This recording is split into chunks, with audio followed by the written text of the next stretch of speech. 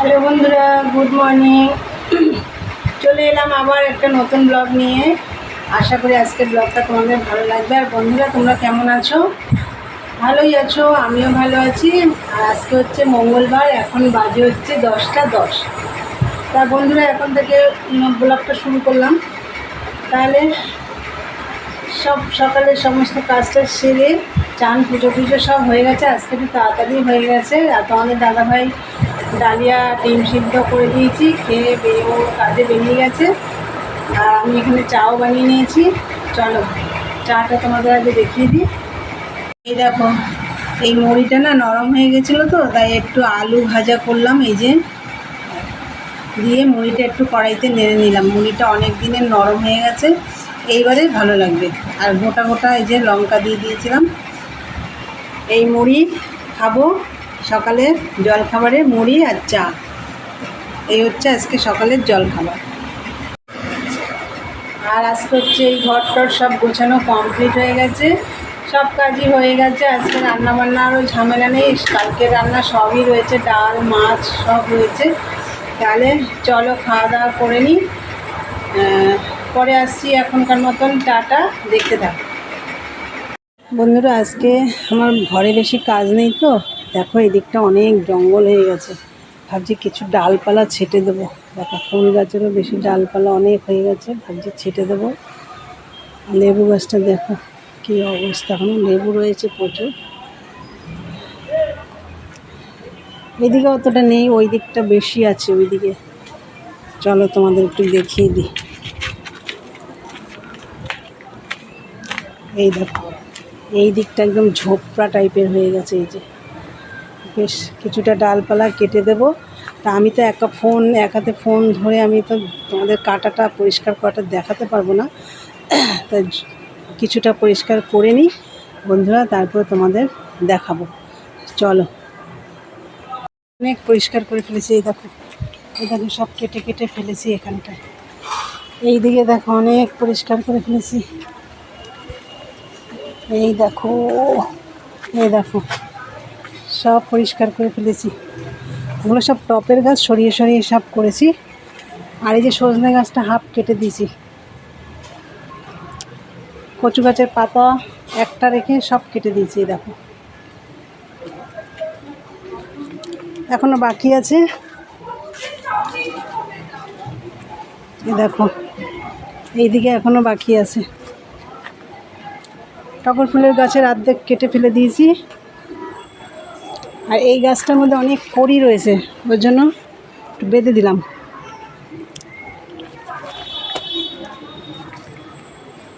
দেখো বন্ধুরা, বৃষ্টি নেমে গেছে। এই দেখো জোর বৃষ্টি পড়ছে। ওই দিকটা পরিষ্কার এখনো বাকি রয়েছে, জোর বৃষ্টি পড়ছে। দেখো বৃষ্টি পড়ছে।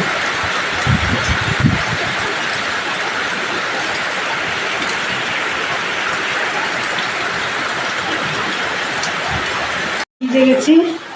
জঙ্গল পরিষ্কার করতে করতে জোর বৃষ্টি নেমে গেল। এর আগে একবার নামলো আর কি, তখন সাথে সাথে বন্ধ হয়ে গিয়ে রোদ্দুর উঠলো। এখন একদম জোর নেমেছে, দৌড়ে চলে এসেছি, পুরো ভিজে গেছি। তাই এদিকে আমি ভাতও বসিয়েছি। চলো তোমাদের দেখা। এদিকে কারেন্ট নেই, একটা লাইট। দেখো ভাত বসিয়েছি। ভাত হলে একটু আলু ভাজবো, সকালে আলু ভাজলাম না। এই দেখো কত কাটা রয়েছে কোথাও, এর মধ্যে আর একটা কাটবো, কেটে আলু ভাজবো। ডাল আছে কালকে, মাছও আছে। চলো ভাতটা মনে হয় হয়ে গেছে, নামাবো। হয়ে গেছে। আর এই যে আলু ভাজি